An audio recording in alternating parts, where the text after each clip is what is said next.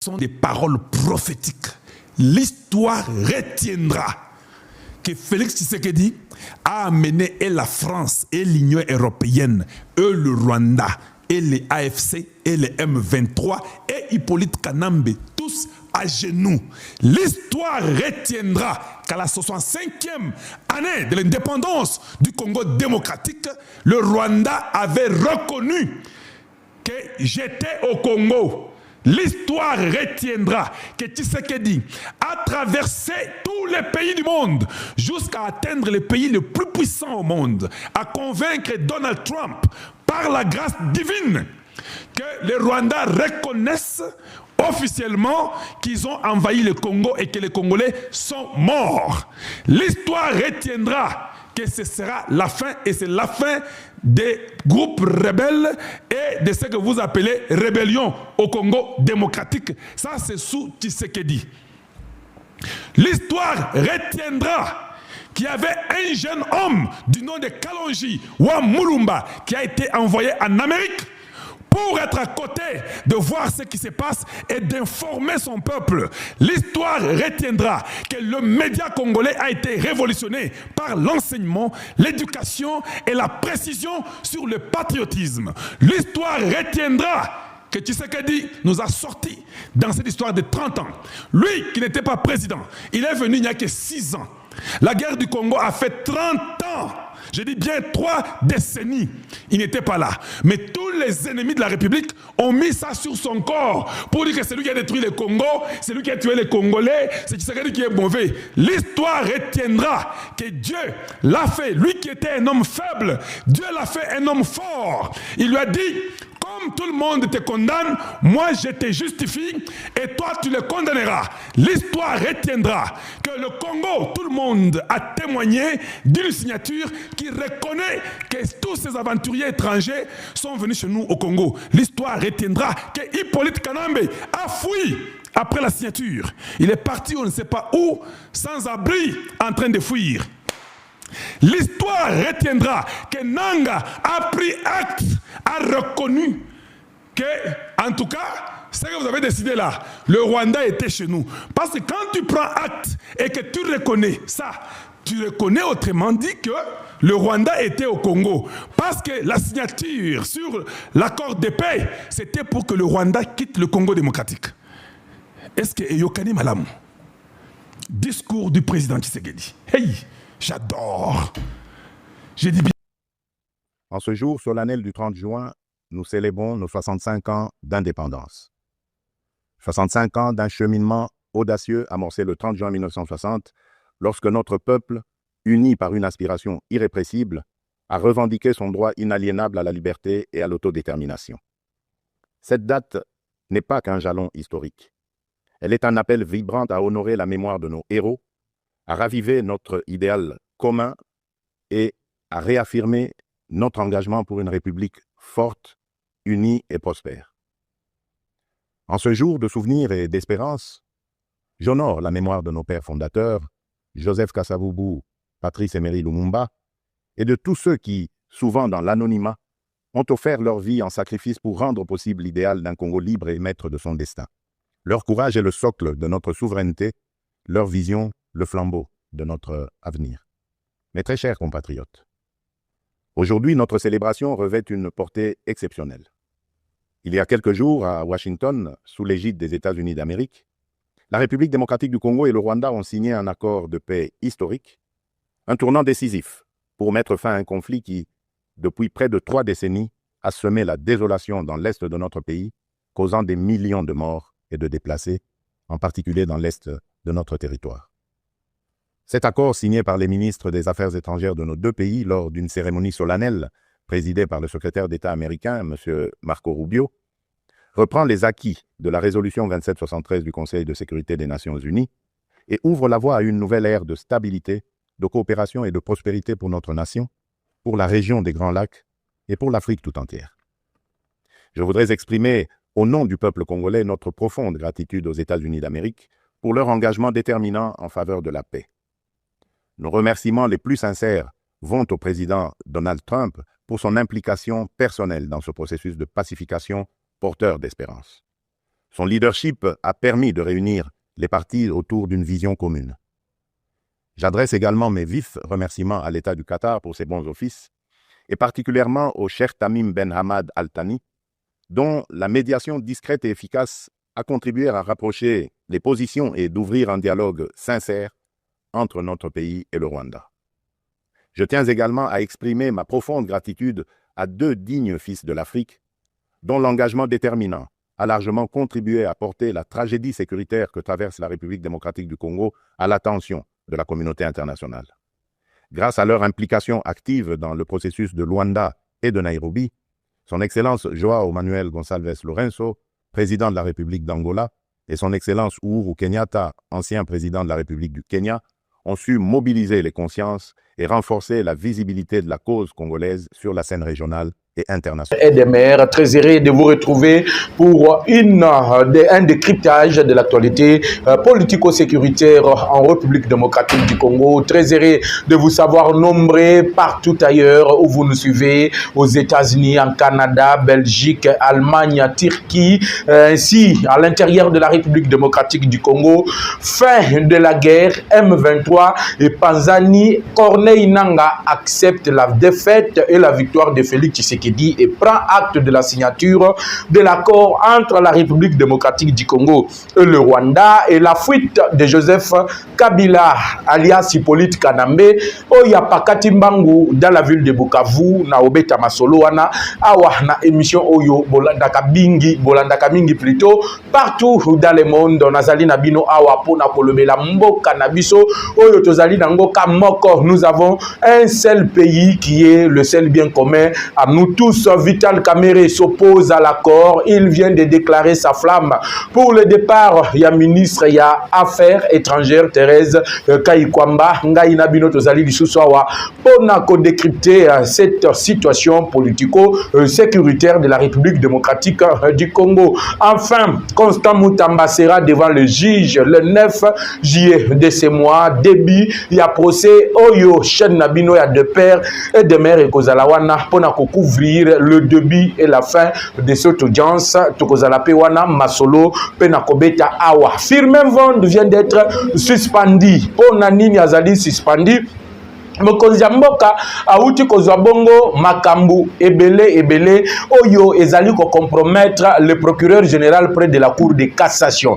Il lui a été demandé de présenter oyo tozali ko benga justification na mayemaso oyo bali ko procher na justice congolaise. Boyebi ke Firmin Vond azali moko ya ba élément dangereux ya Hippolyte Kanambe oyo atikaki na niveau ya appareil judiciaire pe na oyo tozali ko benga contrôle ya ba oyo nyonso bazali côté le melabongo Hippolyte Kanambe Kazembere. Alors na minute oyo na banziete bozali déjà ebele boali ko s'abonner na chaîne Nabino ya ba de père et de mère boali ko aimer la vidéo pe boali ko partager yango. Enfin Félix Tshisekedi se lasse de Paul Kagame et d'Hippolyte Kanambe mingi ya Papa Vitalo oyo ngai na bengaka kabasele koya na mai bana mboka Congo esengo bipai tu bozwa mi esengo nanga auti ko reconnaître des faits. Fati azali muto oyo azali kotika bilembo o Vital Kamerhe azali mayele Fati alobi je prends acte tu peux partir. Intimidation ezali lisusu te. Donald Trump, si ma signature y accord, alobi Tshisekedi est venu me chercher. Aboyi Barus, Aboyi Chinois, il voulait de nous. Et je lui ai dit que je vais faire de mon mieux pour mettre fin à l'insécurité qui se vit à l'Est, afin d'amener les investisseurs. Même lui, Moko, Trump, n'a entreprise n'a pas quitté Congo. Mais avant de quitter Congo, Congo, Trump a pris son téléphone pour appeler Corneille Nangaa et lui dire de plier bagage dans 60 jours qui suivent le jour de la signature. Donc, les retraits qui déjà na Goma, Banyarwanda, baliko se retirer matin, midi, soir. Baliko continuer matin, midi, soir. Donc, ba matériel et kendak, ba unité spéciale et kokende, ba élément et forces armées rwandaises, RDF et kokende, et les terroristes seront amenés na autres aliko banko benga désarmement et de mobilisation. mobilisation. C'est ce qui justifie Banamboka Congo. Le milelo oyo boyoki na message, soi-disant message à la nation, oyo Corneille Nangaa uti kosala dans la ville de Goma. Mais pourquoi il a reconnu? On a nini va prendre acte. Il y a décision, il y a États-Unis d'Amérique. C'est là que je vous disais que moi, bendana mutuna mutu komi koluka bisika ni na koki obatam. Partagez l'émission, aimez la vidéo. Et Sengo et Kozala ya koyeba ete chacun de nous est en train de se prononcer na katikati ya ba commentaire pour te ba imboka nyonso tout a mututo azali na droit ya ko se prononcer sur la situation politico-sécuritaire de la République démocratique du Congo. Toke tozongi tonamuki na tongo nanga zolo ba je prends acte. Na lobby ezali nanga moko na bandeki koyoka to ezali nanga ni. Je prends acte de la signature, malgré le lobby, le gouvernement congolais a le gouvernement illégal, mais il dit qu'il prend acte. Et puis Azali disposé à Dieu qui a un prêtre de l'église catholique pour organiser dialogue. Nanga commence à chercher son survie. De l'autre côté, Monsieur Soriano sort aussi. À lobby, Nini Soriano à lobby. Je prends acte. Il y a accord signé entre Kinshasa et Kigali, Nanzela ya Washington, mais ndenge zali wana yebe ali kotia elika na ba évêque ya église catholique na SCC pour que ba organiser dialogue au niveau interne. C'est là que vous comprendrez que Tshisekedi ali maye le koleka bango nyonso. Parce que Fatia Lobaki, je ne peux pas négocier avec des pantins. Je ne peux pas négocier avec les gens qui sont la représentation de ceux qui tuent la République démocratique du Congo. J'aimerais, ça c'est Fatia qui l'a dit, j'aimerais avoir en face de moi Paul Kagame ye mutuali kotinda batoyo baya kobomande kona biso ba congolais na yebisaki bango ke match koinda e yindi to e yinde li bango te. Après avoir obtenu le désengagement du Rwanda dans la guerre, dans l'insécurité, aux alliés à l'Est, Fati commence maintenant à être les grands gagnants. Mais pas seulement Fati, mais tout le peuple congolais, Bazali, grand gagnant, il y a Oyozali Kosale Malelo, Yango Moni, Moutouayi politique, Nambe, Oyozali Kobenga Tatu Vitalo, Ayena Lombango. Il s'attaque dans une interview qu'il a accordée à Boye à Lobby. L'accord, soit Gricial que Satil et Koki Kolekate sans que l'Assemblée nationale ait yeba. Mais pourquoi il voulait que l'Assemblée nationale ait yeba masolo wana nasina détaillé bino les aboutissants et les tenants ya oyo y politique nambe na Tatu Vitalo babandaki kosala na bongo na bango lelo oyo Vitalo monte au créneau. Hippolyte Kanambe prend la fuite dans la ville de Bukavu. Les Ouazalendo ne lui ont pas laissé le temps. Aux alentours de la ville de Bukavu, malgré la présence du chef d'état-major général de l'armée rwandaise, malgré la présence du chef d'état-major général adjoint Biamungu et Makengo dans la ville de Bukavu, nayebi sibino que bakoka kite o tozali kobenga les Ouazalendo maimai ya général Yakutumba. Babeta mina la décret moko osakanate. Voilà pourquoi du côté de Kanyola lobby toute la journée ezalaki bendabika. Banyarwanda oyo nayebi sakibino que nous allons les déloger de gré ou de force. Voilà pourquoi j'ai dit Félix Tshisekedi azali bénédiction pour la République démocratique du Congo. Là où il devrait y avoir des canaux, là où on devrait se battre, Bitumba, Massassi Beta, Tshisekedi vient de gagner la guerre hors la main. Kaka Nabik pe na papier ya pamba. Voilà pourquoi Tolobaki que Kagame était parti à Distiaki, Otozo Benga Lokuta, génocide ya Rwanda. Il avait le soutien, il y a américain, il y a Grande-Bretagne, il y a allemand, il y a Otozali Kobenga l'OTAN. Mais pourquoi l'OTAN et toute cette communauté internationale échangeait le Belilelo? Parce que nous avons eu quelqu'un que Dieu nous a envoyé qui a utilisé sa propre sagesse pour nakobongo la makamu. Yango na liko benga bino partout au Bozali, nous devons apporter notre soutien parce que dans ce mot de circonstance, na kati ya message oyo ya memela ki nation Félix Tshisekedi Alobi, nous devons bannir les discours de haine, les discours de dislocation. Nous sommes un peuple appelé à rester unis. Mais le Rwandais ou soit le Burundais, les Ougandais, ils n'ont pas leur lieu d'être ici. Les accords aux alliés signés, les alliés accords à l'ikotala ba Congoman. Et le dialogue qui va suivre, et cause à la dialogue les alliés kotala ba Congoman. Toza na posate ya ba Ougandais, toza na posate ya ba Burundais, toza na posate ya ba Rwandais, parce que le Congo est pour les Congolais, et ce sont les Congolais eux-mêmes qui vont écrire l'histoire de leur propre pays. Yango na répondaki na Lwakaningi di Kingi Caméléon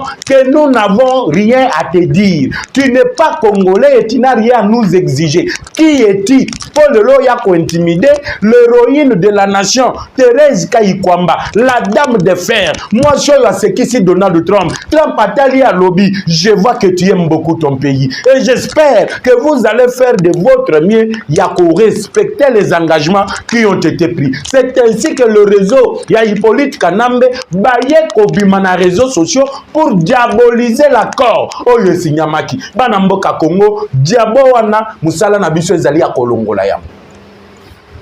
Yakoye bisabino la clarté sur la situation. Les lobes, tu sais que diable bradé le minerai. Yemoko na discours. Message à la nation Fatia Lobby. Il n'a pas bradé le minerai, mais plutôt il cherche comment est-ce qu'il faut sécuriser le territoire national. C'est là que les choses deviennent intéressantes. Lorsque vous voyez Nanga, na Etaya Zalaki, il reconnaît aujourd'hui que des faits na bango ezali consommé. Il prend acte à signature et il entend et il fait confiance na Ambongo. Amemaye na dialogue, mais à Mbongo yazali kolobaba mimanango na dialogue ezali plan pe moko ya mabe oyo na beta ki c'était pour na koyebisa ba yimbo ka Congo. Nous devons regarder les prêtres de l'église catholique avec un œil regardant. Pourquoi j'ai dit un œil regardant? Ces gens-là ont été toujours au service de l'Union européenne. Le logo mona qui même Emmanuel Macron a salué la signature de l'accord qui est un lueur d'espoir pour le peuple congolais en ce qui concerne la paix qui devrait reprendre sur toute l'étendue de la République démocratique du Congo. Et en ce moment de l'indépendance de la République démocratique du Congo, notre pensée pieuse ezali kotala na bandeko yo bakufaki babomi bango na atrocité ya ba terroriste ba Rwandais. Là où Félix Tshisekedi cloue encore Nanga et consort ezali tango alobi que il n'y aura pas d'amnistie. Chaos total. Nde omoni Kabila ye moko alobi nini nazoze la dialogue ya catholique na SCC. Lelo Nanga bimi pe alobi nini je prends acte de la signature mais nazoze la signature ya accord SCC église catholique. Chimbubui nalobaki na bango awa. Nalobaki na bango. Ne soyez pas utilisés par les expatriés, nos voisins. Nous sommes kokende na compte na bango. Bomoni koma Kagame asundoli bino. Lelo vous venez na nzela ya dialogue, vous demandez, vous suppliez ko Tshisekedi andima dialogue ya ba prêtre l'église catholique.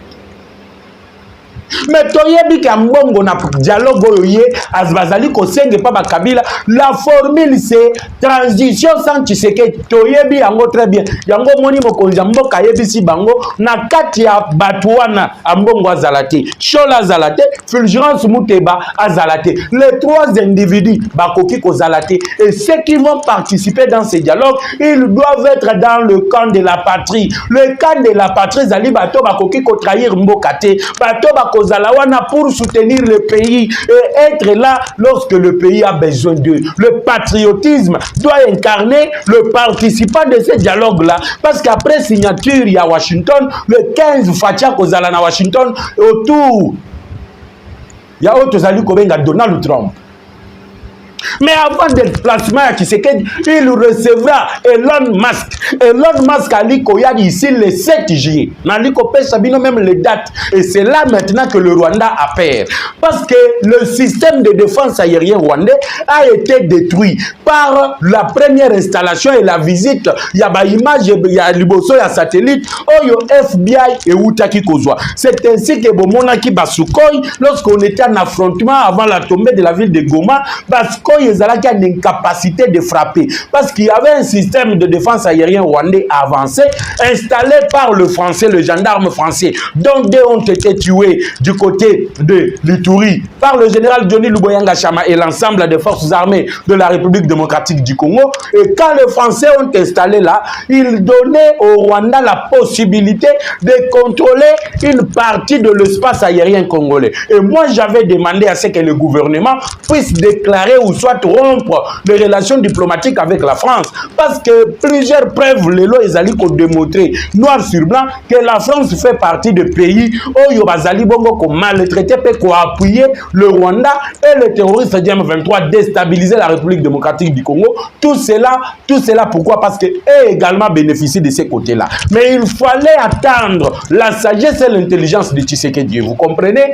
que Nazali ko sauté babilo ko ebele parce que Nasi na expliqué ki yango na ba manaka oyo na utaki ko sala kaka na chaîne na bino ya ba des pères et des mères. Yango na lobi soki o sabonaki na nute ozali ko rater makam. D'ici le 9 juillet, ngai na bino tokozala en direct ya cour de cassation pour vous transmettre le procès Constant Mutamba oyo ba kizaki et pas ya réseau ya ba kabiliste comme pourtant a détournaki 39 millions zokande ata $1 et tikala kobima na compte ya l'état.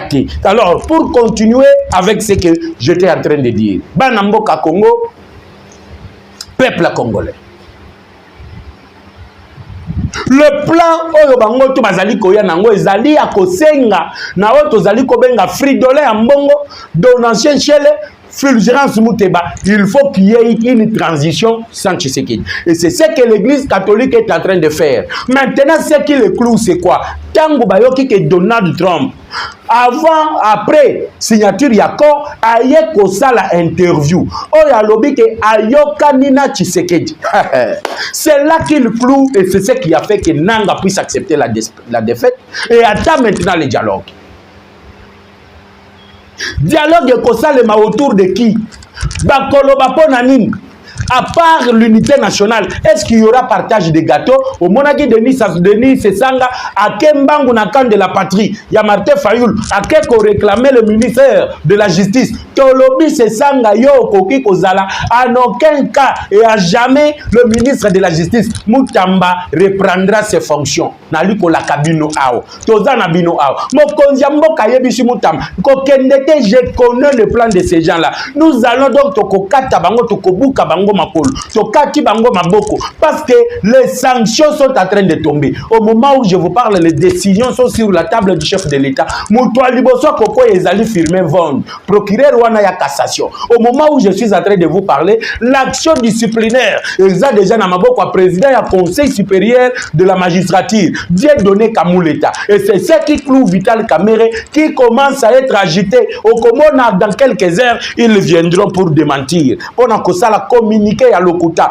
Or, vous avez vu, tout le parti politique, tous les Congolais ont salué la signature de l'accord, sauf Kamerhe et son INC. Et après avoir condamné Babenge Matoyi Balobi au Betifo, qui ne pouvait pas interview. Qu'est-ce qu'il fallait? Ça la communiquer. Voilà le plan. Mais les communicateurs de la République vous a toujours donné tout en avance. Mais Bokoyo Kawa, Bakoya ko ça la communiquer. Bakoya ko ça la communiquer. L'arrivée de plus d'une société paramilitaire américaine, les Blackwater qui arrivent, destination Goma, Rutshuru, Roubaï. La société privée de Donald Trump, Azubamini à Roubaï. Bazo installer ba machine, ba installer entreprise, ba engager banam Roubaïa, ba engager peuple congolais en général, ba pesi bango misala. C'est là que Nanga tali a lobby non. Oyo salemi oyo soki na chete tites bomo inanga inde okeni. To djembela kaka na nzela dialogue, ya ba prêtre ya église catholique, bango tu ba komi kozela dialogue. Il y a l'église catholique. Mounoko yo bazalaki nango qui pouvait s'imaginer que Moïse Katumbi akoka ki ko féliciter Tshisekedi na signature ya accord. To yebisaki bango muto abatami aleki yo na mayele. Ce n'est pas que okoloba loba kozwa manduki ko boma ba congolais nde ozali homme fort. Lelo nanga zali lisusu homme fort. Est-ce que Nanga Lelo, il peut parler comme un homme fort? Nailobaki que laissez-les aller, ils seront bloqués quelque part. C'est Etienne Tshisekedi qui nous a dit Boki Kabango Bakende, Bakozala bloqué quelque part. Les lots bloqués, tu vas aller bloquer. Peuple congolais, que personne ne vous intimide. Les discours va comme il faut tenir. Dans les réseaux sociaux, ils allaient discours. Que Congolais azala kanaye nostalgique. Ce qui te lobby boye, nous allons atteindre, affliger les Congolais. Tolobake Tshisekedi abradé minéré. Tolobake Makamboyo, Laurent Désiré Kabila Sala Yango, mais Souka Laurent Désiré Kabila a été tué. Et aujourd'hui, ils utilisent le même langage. Ponanine, Babangi sa peuple, mais Moussala na biso ba yimboka, biso ba panzi sango ezali ya korasire bino. Et Fachi l'a dit le na tongo, na discours bouti kolanda sur votre chaîne de père et de mère. Fachi Lobby, il n'a jamais bradé les minéraux. Ce qui est signé, c'est d'abord la solution à la paix à l'Est. Après solution, d'être kokende na négociation na maïma kotala les affaires minières yango moni Donald Trump à lobby que les Américains auront le droit sur le minerai en République démocratique du Congo et sur des mines en République démocratique du Congo. Et là les Chinois ba komi kolel. Pourquoi les Chinois bazali kolel? Le loi indépendance tozozo yango na couleur nango nyonso. Na lobby indépendance tozozo yango na couleur nango nyonso. Tozoa indépendance en 1960, Rwanda y est colonisé l'Issous Bisso. A Bisso infiltration, a Bisso tout genre de choses.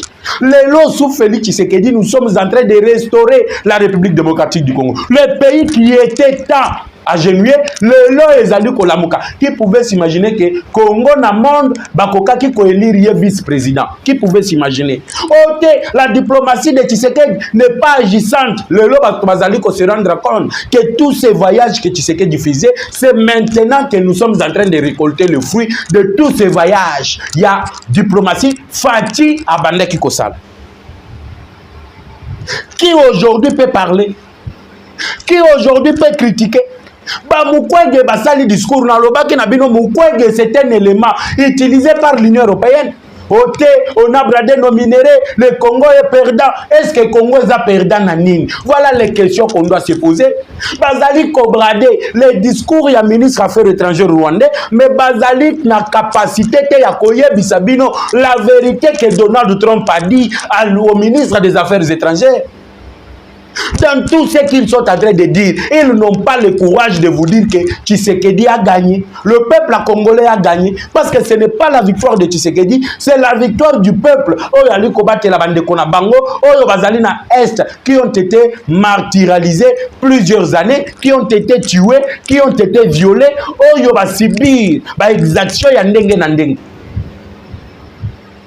Lors que nous trouvons l'accord, lors que nous concluons avec celui qui nous a maltraité, qui nous a frappé, qui nous a tué durant plus ou moins 30 ans. Bayebisie kokota lisusu na Congo te. Désengage-toi. Bayebisie qui doit retirer tes troupes. Ba matériel militaire et bandit kobima. Wana ba Mukwege bayeba lobi te. Nous n'avons pas gagné. Qu'est-ce que tu voulais qu'on gagne si ce n'est la fin de la guerre? Quels sont les minéraux qui ont été bradés? Azali na incapacité. Yakoye bisabino ke ba brader minéraux boy. Toi li ba Congolais bela wato bandaki koloba. Pona nini? La ko yali ko partager biso. Toi ko kabola na Rwanda, les Rwandais exploitent, mais le Congo n'exploite pas. Les lon encore balobi, nous devons exploiter biso nyonso. Oh toi li ko partager na ba frontière. Qui gagne et qui ne gagne pas? Mais banda kala Rwanda banda qui ko utiliser, ko exploiter ba gaz na ba biloko mususu yemoko. Où était Mukwege et d'autres opposants là pour venir dire que nous sommes en train de perdre. Les lots que nous au travers Yanzela Washington, Tshisekedi réussit, ya kozwa. Donc, ndingisa que tu exploites kabiso nyonso to ezali na frontière, bango baye balobi on a bradé. Mais tant que babandaki koyiba le Rwanda, l'Ouganda bazoyiba, wana personne n'en parlait. Mais quand on vient maintenant pour que les Congolais en bénéficient, oh non, ils viennent de brader. Tout na bango mutuna ceux qui parlent du bradage, tout na bango to brader nini. Tu sais qu'il a bradé quoi? Il a bradé quoi? L'histoire est en train de se répéter. Les Congolais sont en train d'écrire leur propre histoire. Et les gens vont retenir le lot que le Congo vient de décoller. Le Congo vient de décoller. Banamboka Congo. Pour revenir avant de chuter, Naliko Beta Lisolo, il y a Constant Moutamba. Parce que le 9 juillet, Moutamba Kozala Bongo devant la cour de cassation. Banamboka Congo, Wana Nazaliko Banzete, chacun doit se prononcer parce que mobilisation na Kosalao. Na procureur Wana Okima procès. Na procureur Wana Akokima procès. Il est intéressant aujourd'hui que Baïmbo Kabayeba, le 9 juillet, mwana na mwana benda. Le 9 juillet, batu bakolele. Cour de cassation wana, vonda kanisa ki ke cassation ezaye me biso nde toko kaseye. Au moment où je vous parle, l'action disciplinaire ya Félix Antoine Tshisekedi Tshilombo e bandakate salini ne ban na lobaki na bino mutoyo akende retraite anticipée. Tshisekedi alobi te ya ko kende retraite anticipée te. Retraite anticipée za ko pesa ye gaz. Yeto aliko tindika ye na action disciplinaire akokweya même retraite wana mbongo ya retraite akozwa te ayibi mingi et il doit encore être jugé. Il doit être jugé. A cause de la juge pour nani bana mboka Congo vonda ke asangani na Tatu Vitalo babimisi 8 millions de dollars bakende ko corrompre na ba juge misato yo ba uta na présidence nde bake ko bimisa ba preuve pa ya mokonzi ya mboka. Le chef saisit directement le président du conseil supérieur de la magistrature avec de preuves à l'appui de bomoni Tatu Vitalo a précipité à lobby nazali ko s'opposer na corps ngape na tunaki yo za Burundi oyaki na yo kotanga Koloba Swahili, Koloba Lingala, Koloba Chiluba, Koloba Kikongo, ça ne fait pas de toi Congolais. Les loba toizo loba caméra za intelligent, na tuna ki mutuna. Bope sanga kaka biloko mi bale caméra sala. Depuis qu'il assume le haute fonction en mboko, mi bale kaka. Mi bale peza ebele na kiti na moko. Boya no langai, soki aza mutu mayele. Mayele za koloba français te. Mayele za koloba anglais te. Mayele za koloba Kikongo te, mayele zali koloba Swahili te, mayele zali koloba Lingala te, mayele zali koloba Chiluba te. Mayele zali ko prouver peuple na musala ozali ko salela bango ko zali mayele. Lelo to ali kolobela Félix Tshisekedi, to ali ko betela ye maboko parce que c'est que Tshisekedi vient de faire. To tikala komona ngote na histoire ya mboka. Ba preuve wana tango emati e komiti e pa mokonzi ya mboka mokonzi atali ba preuve ba ye lié e pa ya mutam tala monsieur le gouverneur de l'Ituri ba preuve ya récoltaki contre Tatu Vitalo ti le long vonda tikala ko landela Tatu Vitalo te. Regardez le lien qui le lie bato bazali coopérer dans un réseau. Est-ce que Vondi sera capable de poursuivre le Kaningi du Kingi Tatu Vitalo? Le chef de l'État a vu qu'il était aveuglé dans un réseau triangulaire de magistrats, de juges, de procureurs. De l'autre côté, on a le législateur, le sénateur et le député nationaux. Et de l'autre côté, nous avons ceux qui sont dans des services de sécurité, l'armée, la police et les autres, la NER et les autres. C'est maintenant que Mokonzi a comprendre qu'il faut déclencher l'action disciplinaire contre un Vond.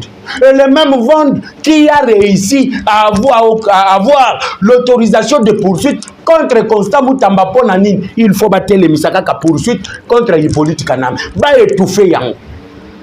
Yango to beti mbela to aliko yebisa mwana azali na kati ya justice wa remplacer Constant Moutamba. Samuel Bemba to yebise to lingi to mona poursuite contre Joseph Kabila il faut esalema. Procès contre Kabila il faut esalema. Les 300 entreprises saisies il faut ezala saisi. Tous les biens là il faut ezala saisi. 57 comptes bancaires il faut ezala saisi. Tous les fermes oyo Kabila botola bat il faut ezala récupérer. Dès le 9 juillet peuple congolais, rassemblement populaire devant la cour de cassation. Ce jour-là, La cassation deviendra le peuple et le peuple va clouer, vendre, na batuna ye nyonso oyo bazali kuna. Bayimboka Congo na banjete, ça était un plaisir pour moi de vous présenter ce numéro de décryptage de l'actualité politico-sécuritaire en République démocratique du Congo. Le lobe comprendre que nous sommes en train de partir petit à petit vers la victoire et la victoire elle est certaine. Voilà pourquoi on vous demande toujours de continuer à nous faire confiance partout. Oyo bozali bo s'abonner, bo aimer vidéo, bo commenter parce que c'est le communicateur de la République, votre petit frère, votre fils, votre petit-fils et aussi votre camarade et ami. On se retrouve tout à l'heure sur votre chaîne avec le même plaisir. Que la paix quitte nos esprits et que Dieu bénisse la République démocratique du Congo. Ciao.